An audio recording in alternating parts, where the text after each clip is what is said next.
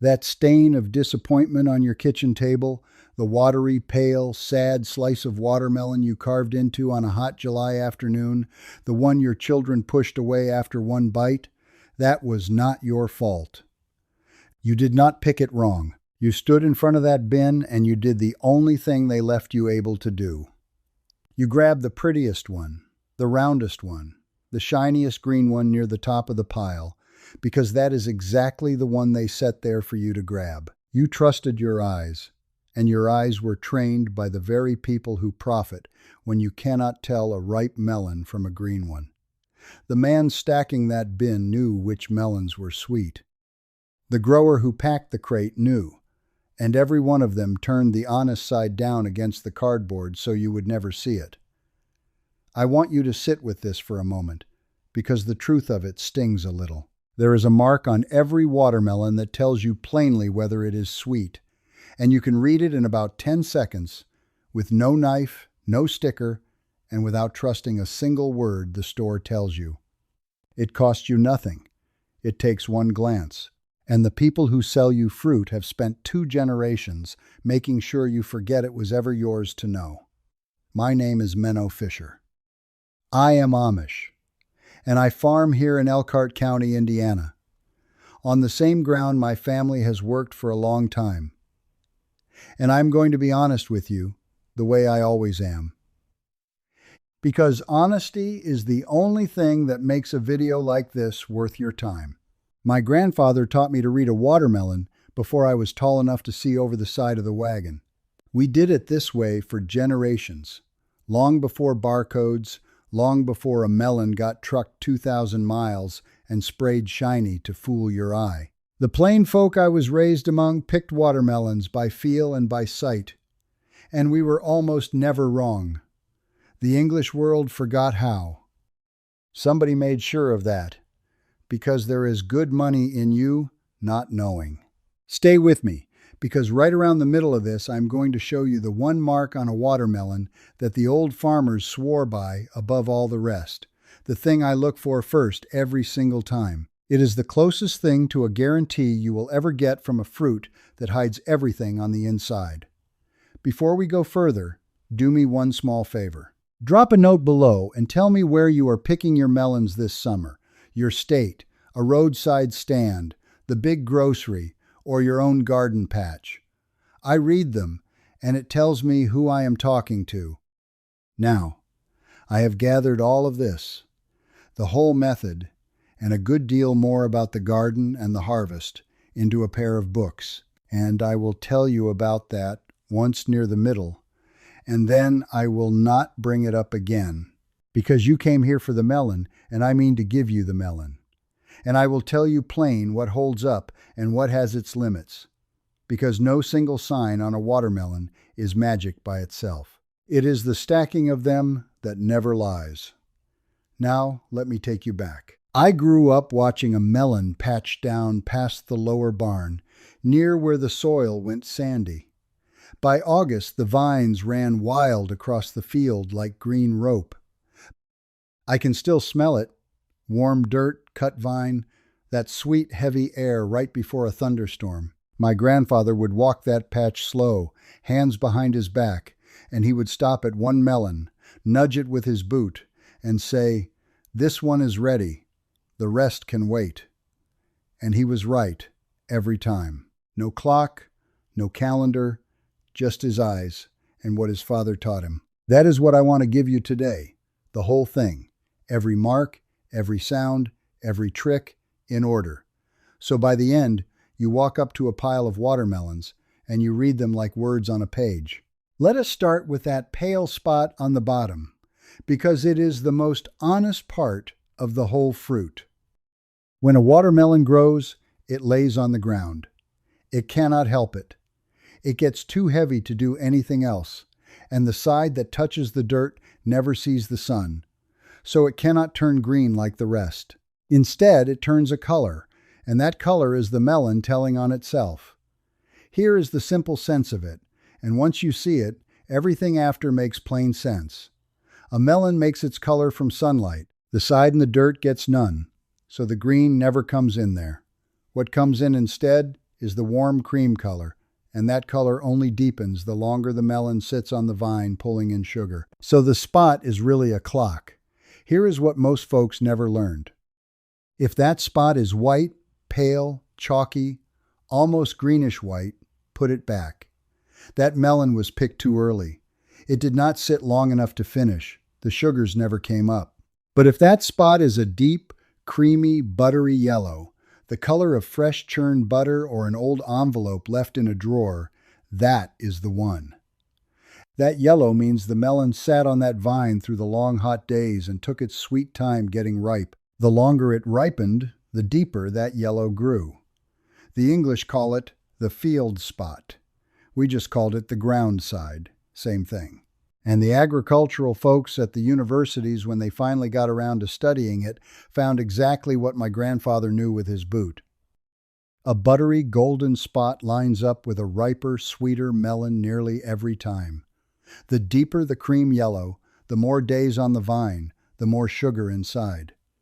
Now think about what that means at the store. You are standing there, 20 melons in the bin, and most people grab the prettiest one, the roundest one, the shiniest one. They never flip it over. They never look at the part that is actually telling the truth. You flip it, you look at the bottom. White spot, walk away. Buttery yellow, you have got a good one in your hands. That alone, that one move, will save you from most of the sad, mushy, pale, watery melons that ruin a family picnic.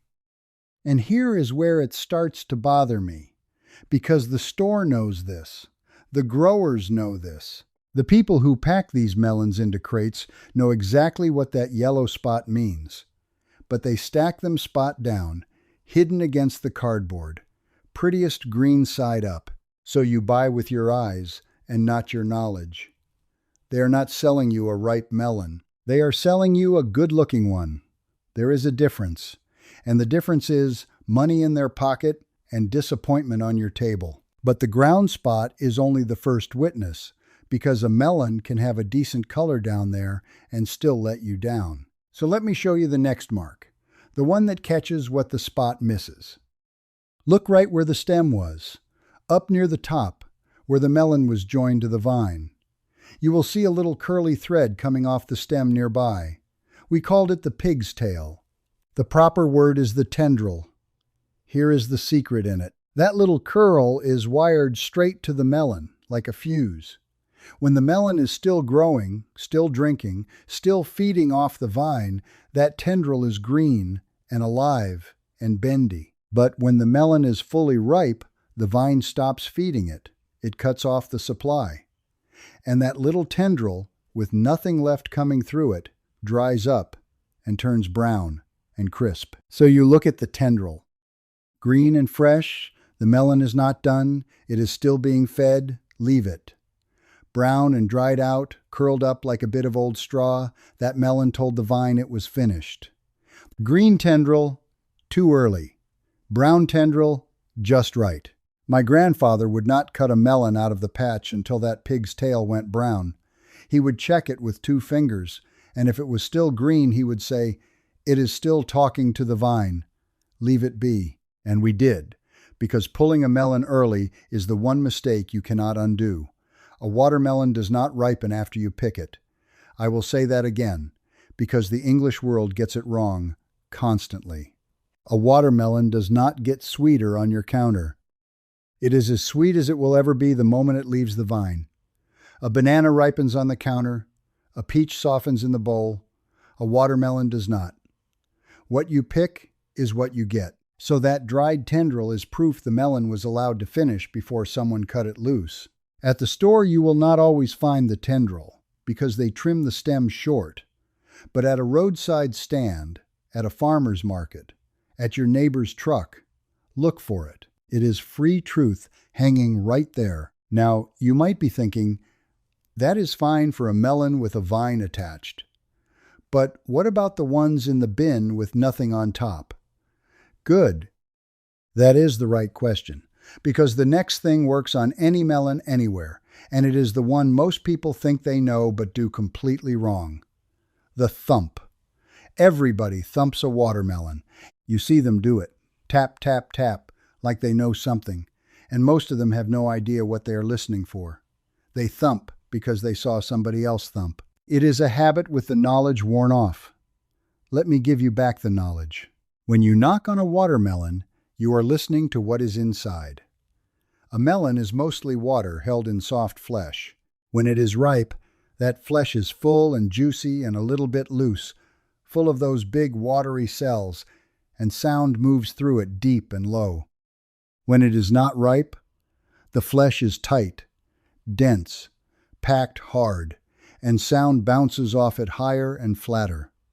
The engineers have a word for what is happening. They call it resonance.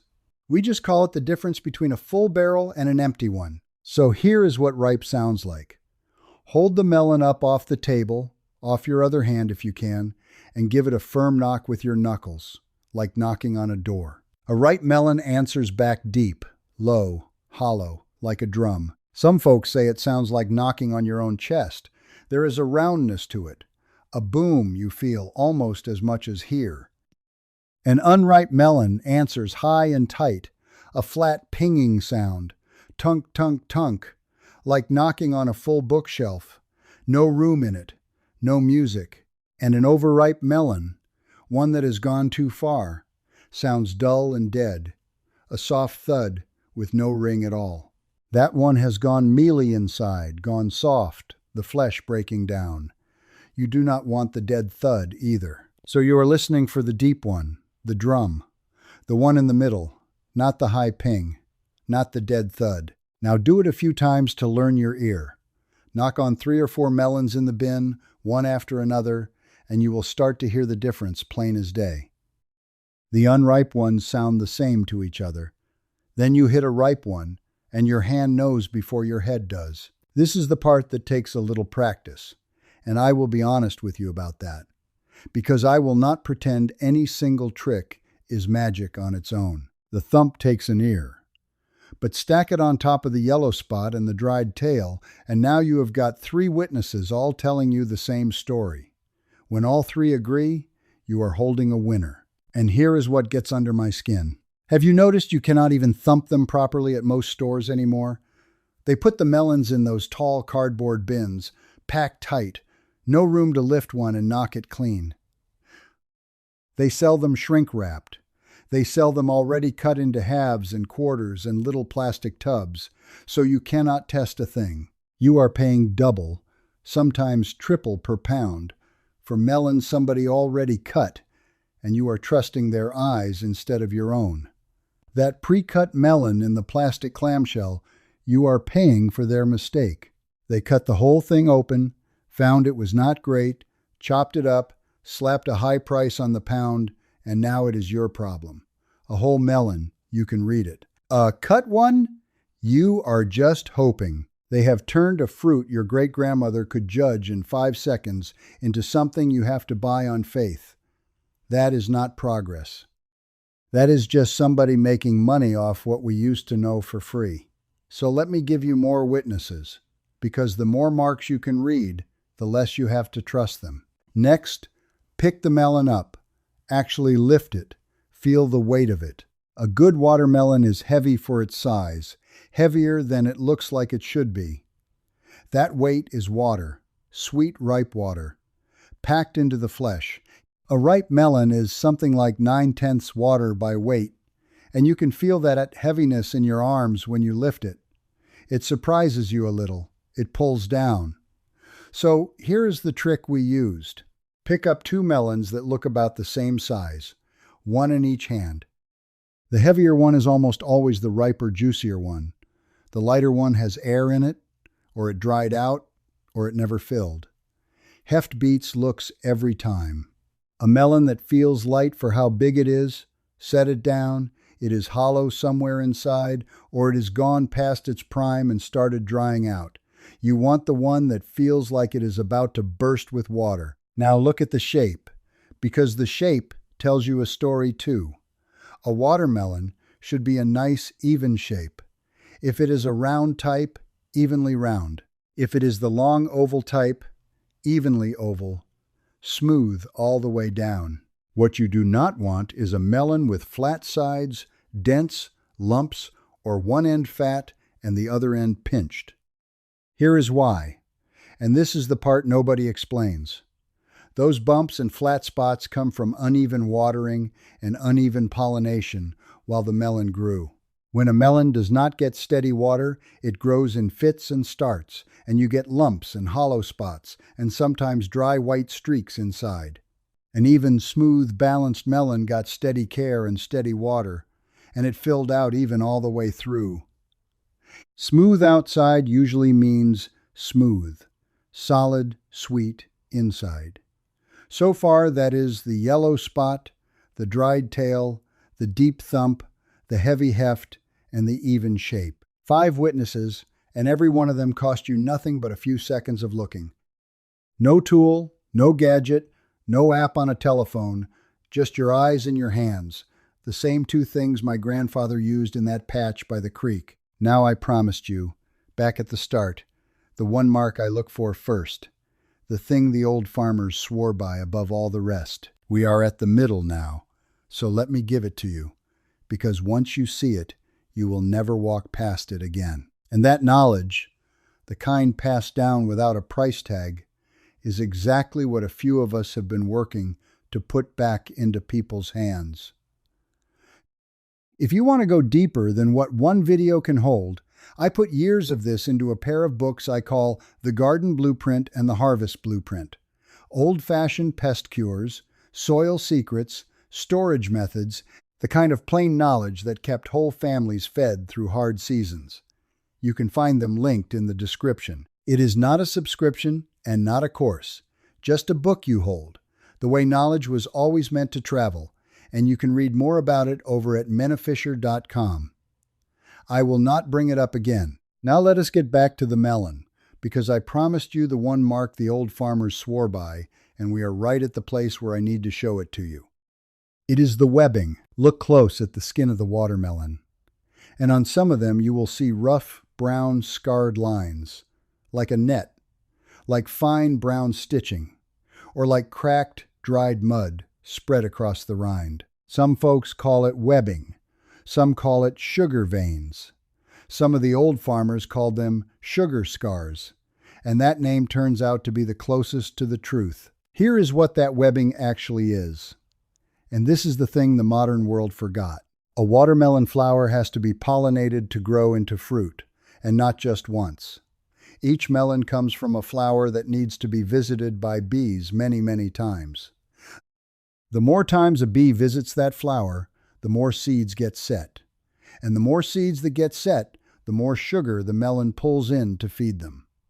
A melon is sweet because it is feeding its seeds. Now, where the bees work the flower hardest, the skin sometimes scars a little, and it forms those brown, corky, web-like lines. So that webbing is a record, a scar map of how many times the bees came calling. Heavy webbing means heavy pollination. Heavy pollination means more seeds set, more sugar pulled in, sweeter flesh. The entomologists who study bees would tell you the same in longer words. We just call it the bees signing their work. So when I walk up to a pile of melons, the first thing my eye goes to is that brown webbing. The ones with the most of it, the rough brown netting, the corky brown sugar spots, those are the ones the bees loved best, and the bees know sweet before we do. You will also sometimes see a single brown patch or a brown speckled spot, and people think it is a flaw. They reach right past it for the smooth, clean, perfect-looking melon. They have got it exactly backwards. That brown sugar spot is often where the sweetness is leaking its story to the surface. The flawless one might be pretty. The scarred one is usually sweeter. I told you the store sells with your eyes. This is the heart of it. They want the clean, green, unblemished melon up front because it looks nice in the bin. The webbed, scarred one looks rough, so it sits in the back, and the rough one is the better melon. The plain folk never cared how a melon looked. We cared how it ate. That is a whole different way of seeing, and it is the one that fills your table instead of just your shopping cart. So now the webbing goes to the top of your list. First the brown sugar webbing, then flip it and check the buttery yellow ground spot, then the dry tail if it has got one, then heft it for weight, then thump it for the deep drum, then run your eye down it for even shape. 6 checks, maybe 20 seconds, and you have read that melon cover to cover. Now I know what some of you are thinking. This is all fine for picking at a store or a stand. But what about the folks who grow their own? What about the patch in your own backyard, where you cannot exactly pull a melon to test it without losing it? Because once you pick it, that is it. There is no putting it back. So how do you know the day, the very day, to cut your own melon and not waste a single one? Stay right here, because this is where it gets good. And this is for every one of you with vines of your own running across the garden right now. You have got a melon out there swelling up. You have watched it for weeks, and the worst thing you can do is guess. Cut it early. It is pale and watery, and you have thrown away a whole summer of growing. Wait too long. It goes mealy and grainy and sour on the vine, and you have thrown it away just the same. The window is only a few days wide, so you have got to read the signs right on the living plant. Here is how we did it in our patch. And you can do every bit of this tomorrow morning with nothing but your own 2 eyes. First, that tendril, the pig's tail, the little curl nearest where the melon joins the vine. I told you about it before, but on your own plant, it is everything because it is your clock. Watch it. While it is green, do not touch that melon. The day it turns brown and dries up and goes crisp, that is your starting bell. That melon is about ready, the vine has stopped feeding it. Second, flip your eyes to where the melon rests on the soil. You do not even have to lift it much. Just nudge it and peek at the ground side. That spot will go from white to pale yellow to deep buttery cream as it ripens. When it is a rich golden cream, the melon has been down there long enough. Third, look at the whole skin of the melon. When it is growing, a young melon is shiny, glossy, slick-looking, like it has been waxed. As it ripens, that shine fades. The skin goes dull and matte, flat-looking, and the bright green darkens. So a shiny melon on the vine is still green inside. A dull, matte, deep-colored melon is telling you it is done. And here is the sense of it. That waxy shine is the melon protecting itself while it grows.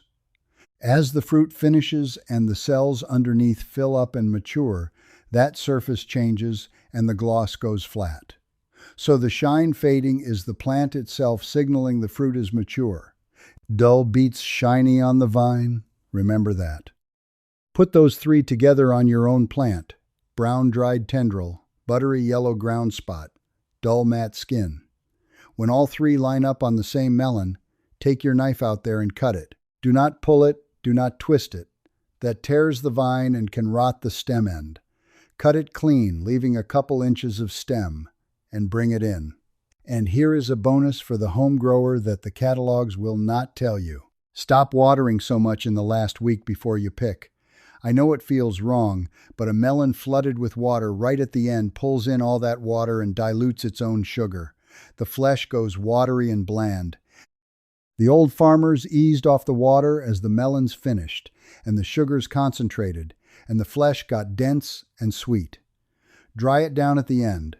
Let it thirst a little, and it will thank you on the plate. So whether you are standing in a store, at a roadside stand, or out in your own patch, you have now got the whole method.